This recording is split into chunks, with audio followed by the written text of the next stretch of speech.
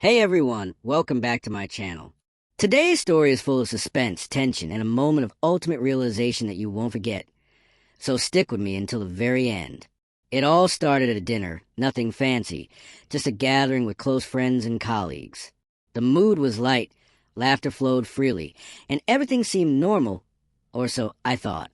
My wife, Hannah, was seated across from me, smiling, chatting, the perfect hostess in every way. But beneath that charm, I sensed something shifting, something I hadn't faced before, subtle mockery, carefully disguised as humor. During the meal, the conversation turned playful, and suddenly she said it. "You're so predictable, just like a little boy. It's cute, really." Her friends laughed.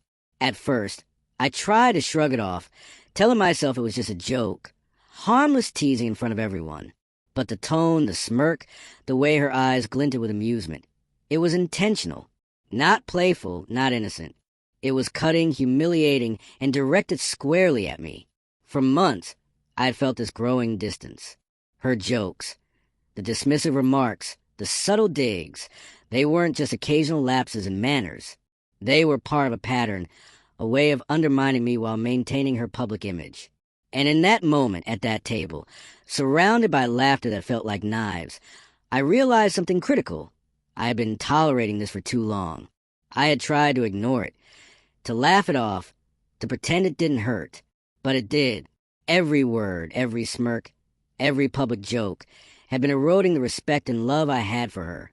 I looked around the table, seeing the smiles, the amused faces, and I knew I had to reclaim my dignity.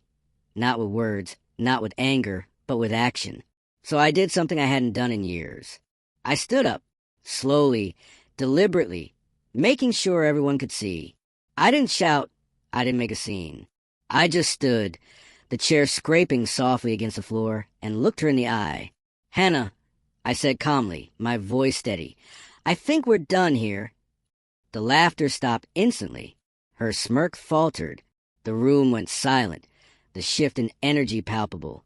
I grabbed my coat and walked toward the door. Every step was deliberate, a statement of self-respect, a declaration that her behavior would no longer define me. I didn't glance back. I didn't argue. I simply walked away, for good. Outside, the cool night air hit me, and for the first time in months, I breathed freely. I wasn't running. I was reclaiming myself. The act of walking away wasn't impulsive. It was a culmination of years of recognizing patterns, acknowledging my own worth, and deciding that no one, no matter how close, should belittle me publicly or privately. In the days that followed, the shock waves rippled. Friends and family were curious, confused, trying to understand why I left in the middle of a dinner. Hannah tried to call, text, explain, apologize, but I didn't respond. Not because I was cruel, but because I had finally learned that some actions demand silence. Words wouldn't undo the pattern of disrespect, wouldn't erase the accumulation of small betrayals. Walking away was my boundary, my line in the sand. I found peace in solitude. In the absence of her mockery, I discovered clarity. I reconnected with myself, pursued passions I had neglected, and embraced friendships that had been overshadowed by the tension in my marriage. Each day reinforced a simple truth. Dignity cannot be borrowed, tolerated, or compromised. It must be defended. Looking back, I realized the power of that moment at the dinner table. What she thought was just a joke became the catalyst for my liberation. Humor can heal, but it can also harm. And when someone repeatedly uses laughter as a weapon, it's no longer harmless. It's toxic. Standing up and walking away wasn't just a physical act. It was an emotional and psychological reclaiming of my life. If there's a lesson in this story, it's this. Never ignore small acts of disrespect. They may seem minor, even funny to others, but they erode self-respect over time. Recognizing when enough is enough, and having the courage to act, is the most empowering choice anyone can make. That's it for today, everyone. I hope this story kept you on the edge of your seat, because for me, living was like being in a suspense thriller in real life.